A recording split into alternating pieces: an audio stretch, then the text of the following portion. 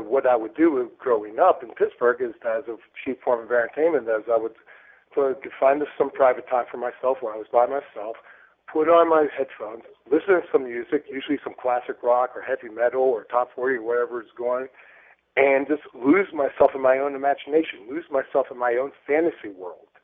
And so I carried that on throughout my childhood. And then as I grew up, when I was about 17, I had gotten to the point where, doing this is I was actually developing these full, fleshed-out stories, just to retreating to my own fantasy world once in a while, just to deal with the reality of the impoverished nature of my childhood. And the thing that happened was that a friend of mine who was teaching at University of Pittsburgh at that time, he said, you ought to be a writer. You really put a lot of work into all these stories and these ideas. And I started thinking about it, and that started my journey and my ambition to start writing. So when I started finding out about this remote viewing, I was just one night listening to some music and just jotting down some ideas, and I came up with this one scene, a rescue situation where they would have to need a remote viewer, and I was putting myself in that role, listening to the music as a soundtrack to fall into the adventure, and I just started writing down, and about an hour later I had so many notes I figured I had enough for 2 novels. So that's where DRV originally started off for me. But in any of my works, I mean, the real need for the writing is self-expression. It's the need for me to be able to have my say about the world I live in, about how I feel about myself, about how I feel about others, how I feel about different things, and talk about that in a lot of social commentary in sci-fi fantasy format, much like what Gene Roddenberry did with Star Trek or Rod Steiger with The Twilight Zone. And that started DRV, the impetus for it.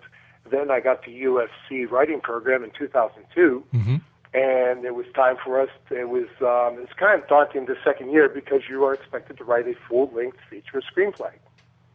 And if a person's ever done that before, that I can tell you that can be kind of scary. And I started thinking about DRV, and by that point, it had been about 3 years I've been living with this premise for this story. I had really started developing and getting in contact with these, fictional characters that I had fleshed out. And there was also the need for personal expression, so I went for it. I just took this story and decided to write a screenplay based around it, and that was my second year at USC under the tutelage of Tom Wolfe. Also during those years is where I met my current editor and publisher, Joseph Giannetti, who's just he's just fantastic. I mean, to call him an editor really does him injustice. This man's a craftsman.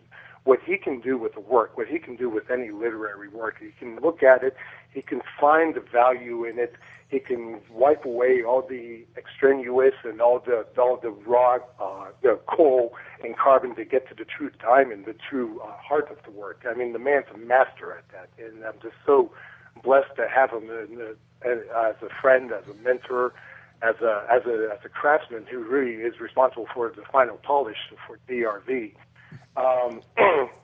Well, I wrote the screenplay in 2002, and for that year, that was my project for that year. It got an A on it, and started kicking it around a little while, and throughout the years after I graduated from USC, looking for production jobs. But,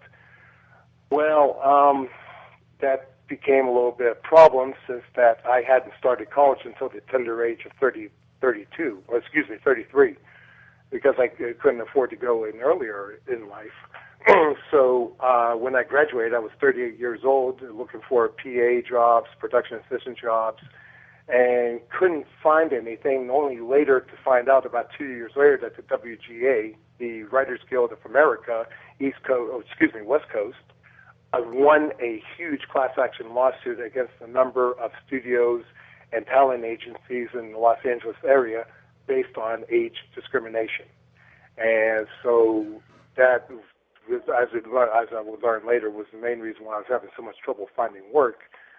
So there I was, and at that point in 2006, I had this screenplay, had several screenplays, several unpublished works, and I was looking for work and finally started making friends at the shelter and asked what they have available, and they said, well, I told them about my college degrees and all my work in sociology and whatnot, and they said, well, that's really great, but we don't have any work The only thing we have open, don't think you'd be interested in. I said, well, what you got? I'll take anything. He said, we got dishwasher. I said, I'll take it. I was just so desperate. So my routine for 2006 became washing dishes in the morning, rushing off to USC. That was positioned somewhat walking distance from the shelter in South Central Los Angeles. And I'd write DRV, change it from a screenplay to a novel, fleshing it out more and more each day for about 6 or 8 hours, go back to the shelter, work as a dishwasher for about another 5 hours, go to sleep, wake up the next morning and do it all over again. And that's the story of DRV, basically in a nutshell. It's development, at least. But tell me something. Tell me something. You know, do you think that the U.S. government is still using remote viewing? I think it's a possibility. I don't have any evidence to go by. I don't have any factual hard data to go by that. So anything that could come out of my mouth is purely opinion and conjecture and should be interpreted as such by your audience listeners. I don't have any evidence, but I think it's definitely a possibility. I think there's definitely enough circumstantial evidence, if nothing else, to support the need for further research into this field of remote viewing, of tapping into what's reported as a universal consciousness, which is a concept that basically, as I understand it, as I've come to understand it, means that information exists as a solo entity itself in a reality in the fabric of our time-space. And that is what actually the remote viewers are tapping into, or any psychic is tapping into when they're able to get information. Yeah. So it's definitely a possibility. I honestly don't believe we've heard the last word on remote viewing from the government. I think there's still things there that might be declassified in the future. I think that they have a concern about this technology being utilized by the private sector and utilized by other entities that may have ill will in their minds to use whatever information they could gather from remote viewing. It's definitely an area that I can say in most confidence deserves more research, and probably is. Sure. Well, on the show many times we've had Russell Targ, who taught the CIA the remote viewing. So, sure. You know. Yeah. All right, stand by. You and I have to take our news break at the bottom of the hour. Exo Nation Robert Iman is our guest. He's the author of DRV. It's published by Mead Hill. Their website is www.mead-hill.com. And DRV is available on Amazon.com in print and for Kindle. We'll be back on the other side. When we come back, something very special, something very newsworthy, something that happened this weekend. We'll be back. Don't go away.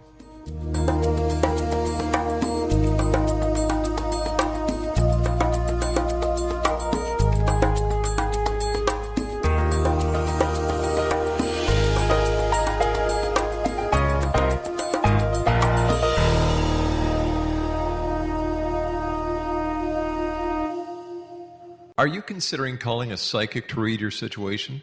Then consider David Champion, a psychic medium for more than 20 years with thousands of readings under his belt. David Champion will make you feel comfortable. He has proven to be honest and accurate. He's a straight shooter. There's no guesswork. What he sees is what you get. While he is a medium, most of the calls focus on relationships, not only love, but work, school, neighbors, and more. Need help with finding a job and preparing for the interview? Are you dealing with people who are obstacles in your path? For more information, go to davidchampion.com, $1.50 per minute paid by credit card with a minimum of 30 minutes. For your reading with David Champion, call 1-877-702-8598. That's 1-877-702-8598.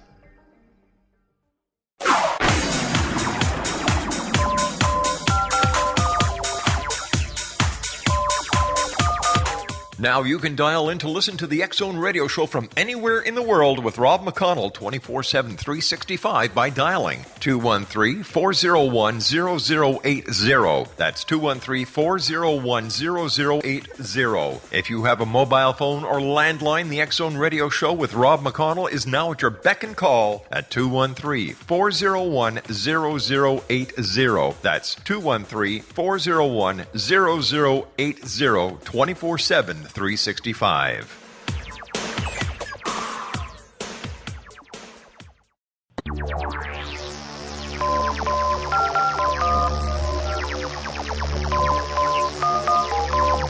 Now you can dial in to listen to the X-Zone Radio Show from anywhere in the world with Rob McConnell 24/7/365 by dialing 213-401-0080. That's 213-401-0080. If you have a mobile phone or landline, the X-Zone Radio Show with Rob McConnell is now at your beck and call at 213-401-0080. That's 213-401-0080, 24/7/365.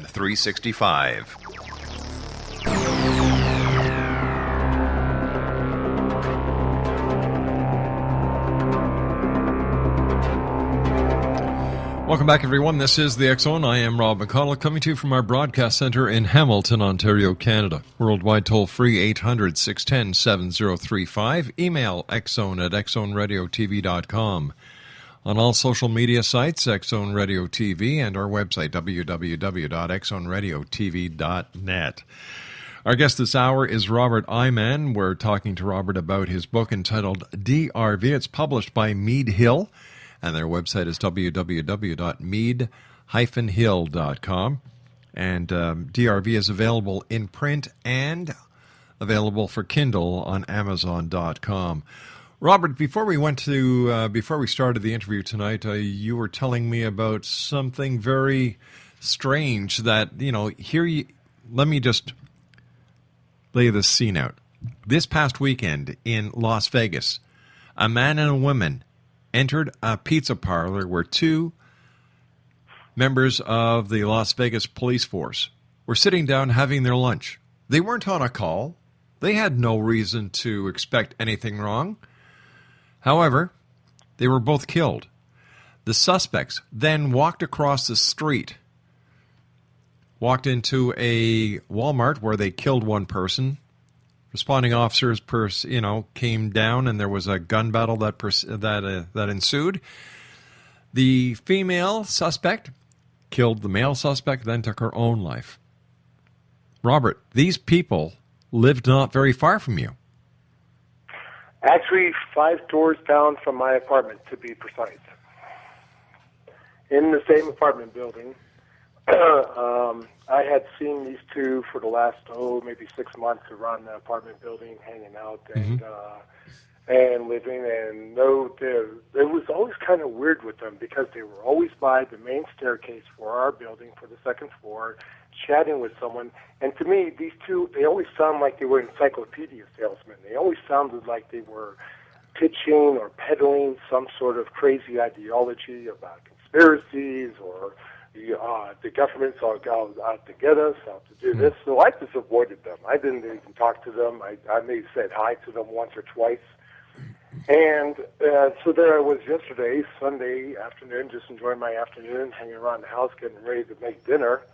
About 5:30, and we get this pounding at the door. Now, at that time, I had heard about the shootings, but I hadn't heard much else about it. We get this pounding on our various doors, and I open the door, and there's a Las Vegas Metro police officer telling me we have to evacuate the building, everyone. Now, I live by myself. When I say we, I'm talking about the other tenants. Yeah. All of us, we have to get out of this building as fast as we can. So here I am, just at a mad rush, putting on my shoes, putting on my pants, putting on my something to wear outside. So yep. We go running out into the street. It's 103-degree heat. We don't know what's going on. And that's when, at that time, I learned that the people responsible for murdering, grisly gunning down 2 law enforcement officers, 2 fathers, 2 husbands, for nothing more than having their lunch break. They just gunned these guys down, and before they did it, they had walked right by my apartment, right by my window, as they had done 1,000 times since they've been here. The part that freaks me out the most. And so that's when we found out that these people were responsible for it. They lived in the building, and they, in their manifesto, had either directly stated or implied or insinuated that there was an explosive device in the apartment building that I call home. So there we were,